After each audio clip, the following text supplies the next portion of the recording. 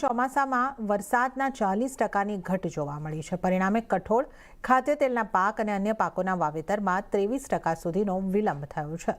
જો જુલાઈમાં વરસાદની સ્થિતિમાં સુધારો નહીં થાય તો મુશ્કેલીઓ વધી શકે છે। તો દેશમાં વાવેતર અંગેની વિગતો લઈએ સહયોગી આરતી મહેતા પાસેથી। આરતી, વરસાદમાં ઘટાડાને કારણે દેશમાં વાવેતરની શું સ્થિતિ છે? જી, જેમ તમે જણાવ્યું, મોંઘવારી આપણને વધતી જોવા મળતી દેખાઈ શકે છે, કારણ કે ચોમાસું એક મોડું આપણને શરૂ થતું જોવા મળ્યું છે।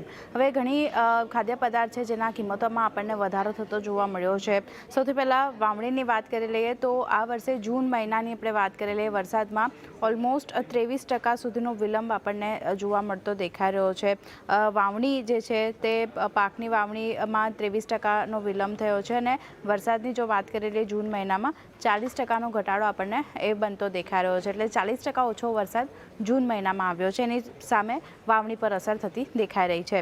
ડાંગરની વાવણીની વાત કરી લઈએ, વાવેતર વિસ્તાર 25% આપણને ઘટતો જોવા મળ્યો છે।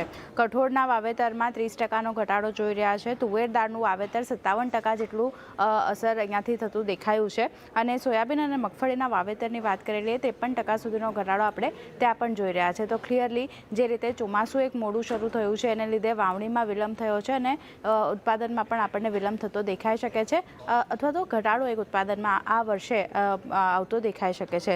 કપાસની વાત કરી લઈએ, વાવેતર 34% અહીંયાથી ઘટતું જોવા મળ્યું છે અને ચોમાસાના કારણે ટમેટાના ભાવની વાત કરી લઈએ તો ત્યાં 25%નો વધારો જોઈ રહ્યા છે અને ડુંગળીના ભાવમાં પણ એક વધારો આવતો દેખાયો છે, જ્યાં ઓલમોસ્ટ 4%નો વધારો ડુંગળીના ભાવમાં પણ આપણને આવતો દેખાઈ રહ્યો છે। એટલે એક વખત ચોમાસું જે મોડું શરૂ થયું છે એની અસર હવે ક્યાંય ને ક્યાંય આપણને ખાદ્ય પદાર્થો પર આવતી જોવા મળતી દેખાઈ રહી છે। વાવણી જો અહીંયાથી મોડી શરૂ થઈ છે એટલે ઉત્પાદનમાં પણ થોડી ઘણી અસર આપણને આવતી જોવા મળશે અને પરિણામે આવનાર સમયમાં આ બધા ખાદ્ય પદાર્થોની કિંમતોમાં આપણને વધારો થતો જોવા મળી શકે છે।